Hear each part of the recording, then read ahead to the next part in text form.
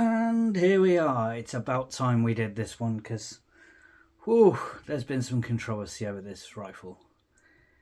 Today we're going to look at the GHK version 3 AKM gas blowback.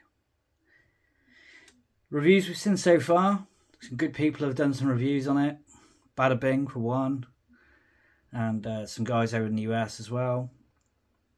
And to say that they had some disappointing results would be a little bit of an understatement. And if you've seen any of those reviews, you'll know exactly what I'm saying. This one might be a little bit different. And the reason for that, let's start with, GHK used to be the premium gas blowback manufacturer for quite some time, to be fair. They were right up there, and if you wanted a gas blowback AK, you went to GHK. They were the first and the best. Now, originally, they were the version 1s, which were like a drop-in kit. They weren't great. BF did a clone of that. I had that. I had the GHK and the clone kit eventually, and they weren't great. Then they did a V2. And if I grab a V2, actually, it's a good idea. Grab the right V2. Right, so this is a V2 GHK AKM that I've had for many years now, and it's been a workhorse. It gets used for filming a lot. It's been used when we did the exercises for the Op4 guys a lot. I've not used this as much as everybody else has because it's one of those guns that gets used for taskings and stuff. As you can see, it's been sort of definished, if you like, and it's got like a worn look to it. Some of that's natural, some of it's not, but ultimately it looks incredible. It's been a great workhorse, and these were based on an LCT receiver. So GHK used to get receivers from LCT, and then they would put this gas kit into them. Same with the wood. This one has got a real pistol grip on it, so ignore that. And I've also got a steel barrel on this because the GHK V2s, they didn't come with a steel barrel. Steel receiver, steel top covers, but a lot of the ancillary parts like the barrel were aluminium. I fit steel ones on all my GHKs because it's there for the weight. When we're doing filming or the exercises, it needs to look like it weighs the right amount, and these now do. This was a workhorse, and the V2 AKs were absolutely incredible. They were well regarded in the airsoft community. But then they started having some issues around 2019, 2020. They started having quality control issues. They were stopped buying their receivers from LCT. They were buying them from another supplier. And the quality control went right down, and you were seeing misassembled. So they were assembling the rifles, but not correctly, and they weren't straight. That's a common thing in real AK community as well. There was always an acceptable amount of cant on the front sight on real AKs that airsofters just wouldn't accept. But they got beyond that acceptable cant, and the quality control went down, and receivers were bulged out, so the trigger pins weren't fitting correctly, which gave them reliability issues or not working at all issues. And retailers were having to basically, or distributors were having to basically reassemble these rifles straight out of the box before they could even sell them, and binning some of them in some cases because the receivers were bent. So GHK decided they were going to do a version 3, and here it is. And around November last year, they sent out their version 3 AKs, and the initial reports were they were bent. They have changed the design. I'll go into those changes in a minute. But the worst thing is they were still being misassembled. They were still seeing misaligned receivers, misaligned sights, misaligned gas tubes, and that's just unacceptable. Totally unacceptable. Some time went past, and this one's now come in. In fact, there's a couple of these, and I checked them over, and they're actually straight. The receivers are straight. You're not going to see, but you have to trust me, they're straight. And you're not going to see this either, but the the rear sight assembly and trunnion, and the gas tube and the front sight on the two that I picked up and looked at were actually dead straight, and this one is spot on the straight. I have testified this and it works amazing, honestly. So let's go into what they changed. So they got a new receiver that's now the correct length. So most AK receivers in airsoft are actually too long. So I'll try and line it up, but ensure you can see here that the rear of this receiver from the pistol grip backwards is actually about 1 centimetre too long, which means that real top covers don't fit, because AEGs needed that extra length at the time for the version 3 gearbox, and for some reason GHK decided to go with an AEG receiver which is longer. And if I grab a Type 56 which has a special version 3 gearbox, you'll see that it's actually shorter as well.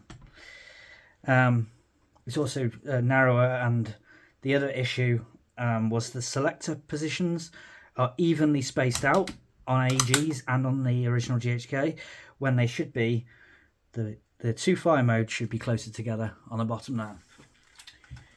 So GHK, when they did the version 3, have decided they're going to shorten the receiver to real length. It's now real length dust cover to suit it.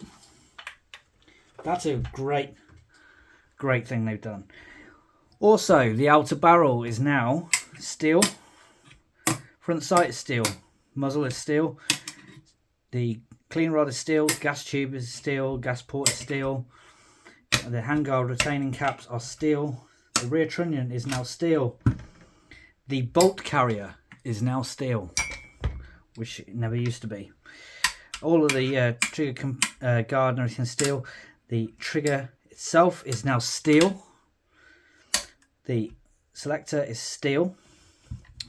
I have pushed this forward already because with new GHKs you require one tool, which is a nylon hammer, to tap that. I've already pushed the button in, so don't need to worry about that.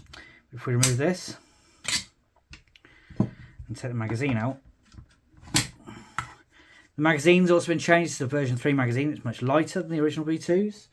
Also, in addition to that, if I grab a V2 magazine,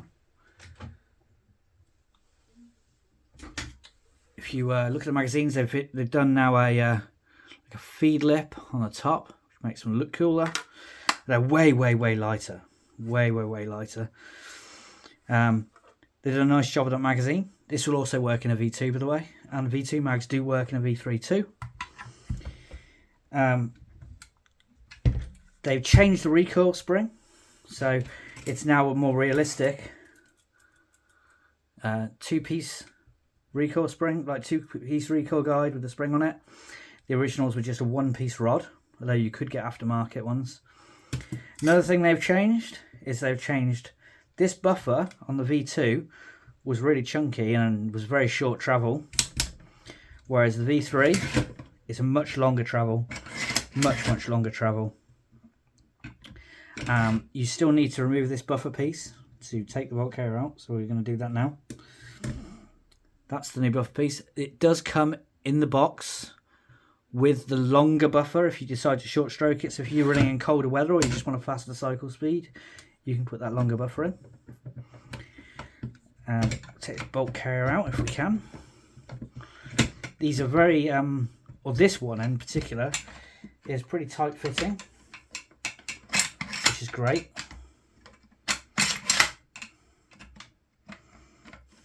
Maybe too tight fitting actually.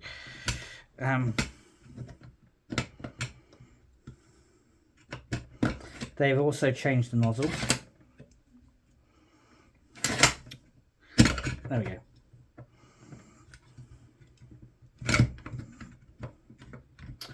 Wow, this is being a right pain, isn't it?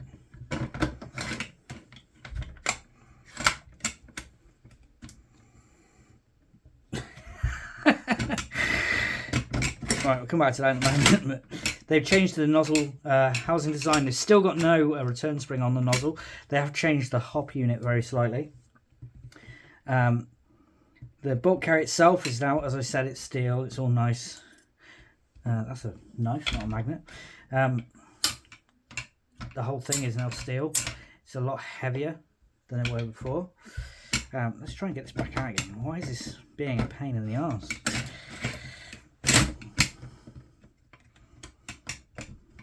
I have had this out before, but it's just, it really is a very tight fitting rail. I'll mess with that afterwards. I'm not going to mess with it now because I don't want you waiting on camera.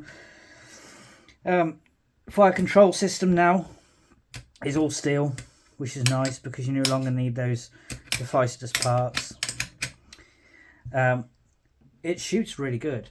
What I will say is that recoil, because with the steel bolt and the longer travel, the steel bolt does add to the recoil for sure, and that longer travel is certainly noticeable when you fire it. One thing they haven't improved is GHKs, when they are out of ammo, they don't give you a dead man's click, as it were. So if we fire this, they just go dead and the hammer remains cocked, whereas it should fall, like on the WE one, it should fall and make it a dead man's click.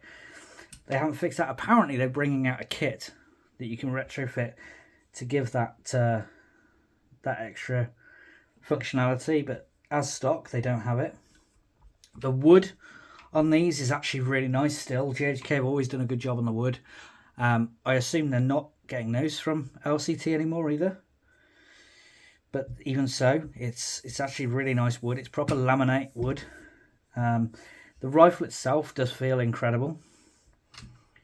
I will show you now the travel distance on that bolt carrier is considerably further than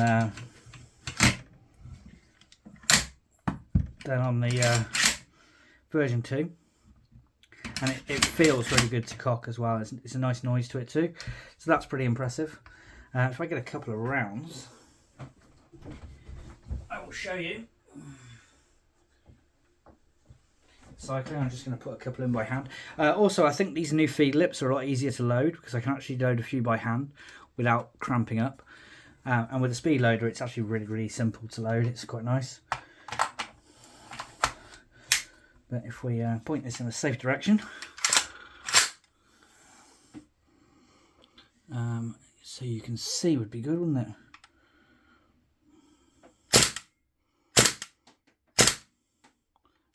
Dead trigger. So as you can see, it's actually got a decent amount of recoil, or perceived recoil. And I think that if this continues to run really well, I think GHK could come back from this. But it's going to take a lot more of these rifles to get into customers' hands and into reviewers' hands before people will trust them again. I will say a couple of rifles I saw that were straight had marks on the stock, and they've had to be requested for new wood because there were some marks on the stock. So again, that shouldn't have got through quality control. But what I would say is, should you get one of these new GHK AKMs, I would say if you can get to a retailer and you can visually inspect the rifle, or perhaps ask the retailer to send you some accurate pictures of the receiver where they can put a straight edge along the side and ensure there's no gaps, and also where they can take photos from the rear trunnion all the way down through the rear sight, lining it with the front sight so you know that that's all straight, then go for it. But I would say preferably in store where you can pick it up and see it yourself and check it.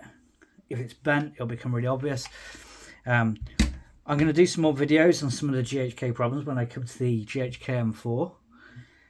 But what I will say is there's a lot been said about the quality control and Friday guns that GHK have been doing. If you have a GHK rifle and it shoots good, it's not a problem gun. You will know instantly if you have one of the bad ones, because A, you will physically see it's bent. And in the case of the M4, it won't shoot properly at all. It won't cycle properly. So if you've got one that shoots, it's a good one. If you haven't, speak to your retailer, send it back, get it sorted, because sending out bent guns is unacceptable. One thing I will say with GHK they really need to improve on is these Bakelite grips. Although it's relatively cheap to rectify in most regions of the world, an AK grip like this costs about £15, and probably even less in the US, and they improve the look of the rifle totally. I mean, this is my V2 AKMS. It's been a workhorse again, with real handguard, real pistol grip, and it's been incredible. So, to sum it up, really, you need to get to a shop and have a look, have a fondle, or speak to a retailer that you really trust, get to send some photos, and if you can get one that's straight, they're really awesome. They really are. We were testing this. This is actually not for me. This is for a client, a friend of mine who's coming to pick it up. When they get this, they're going to be very happy. We were putting some test shots, making sure it was all good, and everyone who tested it was absolutely impressed. So please, if you are in the market for a AK gas blowback, don't discount the GHK, because they are, when you get a good one, probably the finest, but you do need to make sure that you are getting a good one, or that you are buying it from someone that will cover you if it's not right. So importing it yourself is definitely a risk at the moment. I will say that once the VFC AK-74M comes out, I'm definitely going to get one of those, and I think that will probably be a sizable nail in the coffin of GHK if VFC bring out more models, because they need to do a classic AKM and an AKMS and things like that, or maybe even Type 56s, and then they'll be really damaging GHK as they have been with the rest of their range. But anyway, for now, this is a quick look at the GHK AKM version 3 gas blowback. This is going to someone who's going to be very, very happy with it. If I didn't have GHK AKs already, I'd probably get myself one, but or this one, but unfortunately not viable right now. So I hope you enjoy this overview. I'll try and do a little firing short for you as well, so you can see it, but I'll see you next time. Again, thanks for watching and liking and subscribing and commenting and all that thing. I do try and reply to every single comment, because I do appreciate the time that you guys put in watching my videos. This is just a hobby to do these videos, and it's nice to see that you guys are enjoying them. Thanks again. I'll speak to you all soon, and goodbye.